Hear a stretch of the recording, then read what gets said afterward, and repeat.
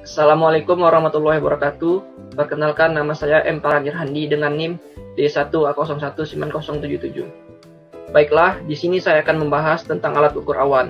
Tapi sebelum masuk ke alat ukur awan, kita ketahui dulu apa itu awan. Awan adalah sekumpulan tetesan air atau kristal es dalam atmosfer yang terjadi karena pengembunan atau pemadatan uap air yang terdapat di udara. Lalu, bagaimanakah proses terbentuknya awan? Awan terbentuk ketika udara didinginkan di bawah titik embunnya, yaitu temperatur di mana udara menjadi jenuh atau kelembapan relatif 100%. Awan merupakan bukti yang terlihat akan adanya air atau uap air dalam atmosfer.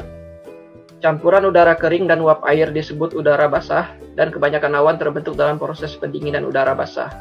Oleh karena itu, maka proses-proses di dalam atmosfer yang menghasilkan pendinginan udara dapat juga menghasilkan pembentukan awan.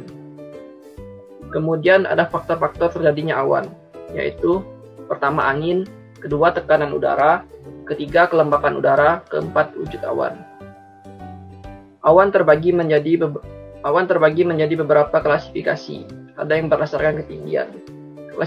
Klasifikasi awan berdasarkan ketinggian yang pertama ialah awan tinggi.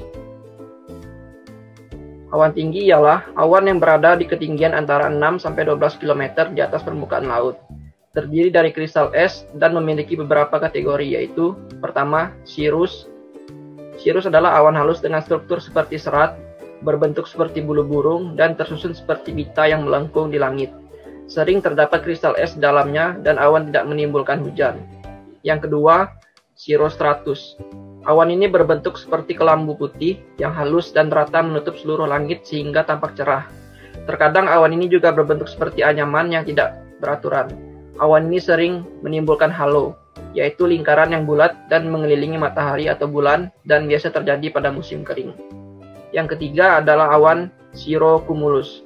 Awan ini berpola putus-putus dan penuh dengan kristal es. Awan ini sering berbentuk seperti segerombolan domba dan menimbulkan bayangan di permukaan bumi. Yang kedua ada awan menengah. Awan menengah ialah awan yang berada di ketinggian antara 3-6 km di atas permukaan laut. Kelompok awan menengah antara lain yang pertama, altocumulus, awan yang berukuran kecil tetapi berjumlah banyak, berbentuk seperti bola yang tebal, berwarna putih hingga pucat. Terdapat warna kelabu di beberapa bagian awan, altocumulus. Awan ini bergerombol dan sering berdekatan sehingga tampak saling bergandengan. Yang kedua ada awan altostratus, awan yang bersifat luas dan tebal dengan warna kelabu. Yang ketiga ada awan rendah.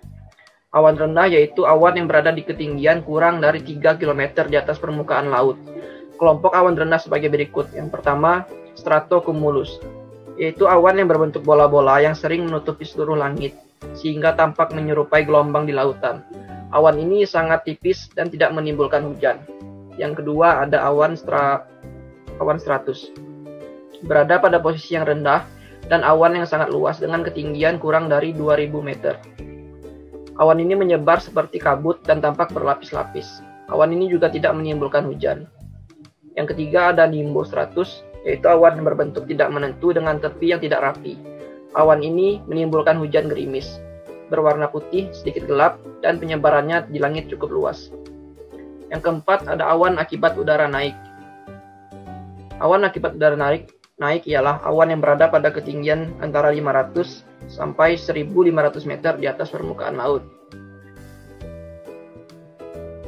Kelompok awan ini adalah yang pertama, cumulus, yaitu awan tebal yang terbentuk pada siang hari karena udara yang naik. Awan akan terlihat terang jika mendapatkan sinar langsung dari matahari dan terlihat bayangan berwarna kelabu jika mendapatkan sinar di sebagian sisinya. Yang kedua ada awan cumulonimbus, yaitu awan yang menimbulkan hujan dengan kilat dan guntur. Memiliki volume besar dengan ketebalan yang tinggi, posisi rendah dan puncak yang tinggi sebagai menara. Ada juga pengklasifikasian awan berdasarkan morfologi. Yang pertama yaitu awan cirrus. Awan cirrus adalah awan tinggi dengan bentuk seperti serabut atau bulu halus. Yang kedua ada awan cumulus, yaitu awan yang terbentuk seperti gumpalan berwarna putih atau kelabu. Yang ketiga ada awan stratus, yaitu awan yang berbentuk seperti lembaran tipis yang seragam dan berwarna putih atau gelap. Yang keempat ada awan nimbus, yaitu awan gelap yang terlihat basah dan sering menimbulkan hujan. Selanjutnya kita masuk ke pembahasan tentang alat-alat ukur awan, yaitu ada ceilometer. Ceilometer adalah alat yang digunakan untuk menentukan jumlah tutupan langit yang terdiri atas bagian balok untuk mendeteksi luasan awan dan atau langit cerah, dan bagian laser yang secara vertikal untuk mengukur tinggi dasar awan. Bagian-bagian dari ceilometer antara lain yaitu bagian balok untuk mendeteksi luasan awan dan atau langit cerah. Yang kedua ada bagian laser yang secara vertikal untuk mengukur tinggi dasar awan. Terdapat dua jenis ceilometer LIDAR, yaitu yang pertama ceilometer dengan unit TX dan RX yang terpisah.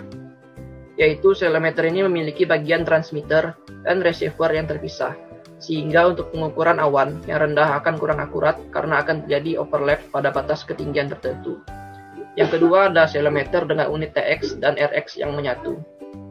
Ceilometer ini memiliki bagian TX dan RX yang menyatu dalam satu garis pancaran, sehingga kekuatan gelombang yang terukur hampir dapat dilakukan dari ketinggian terendah. Cara kerja dari ceilometer adalah sebagai berikut. Ceilometer ini bekerja berdasarkan prinsip dari pantulan balik atau black scattered dari gelombang suara atau cahaya yang dipancarkan akibat adanya material yang melayang di udara.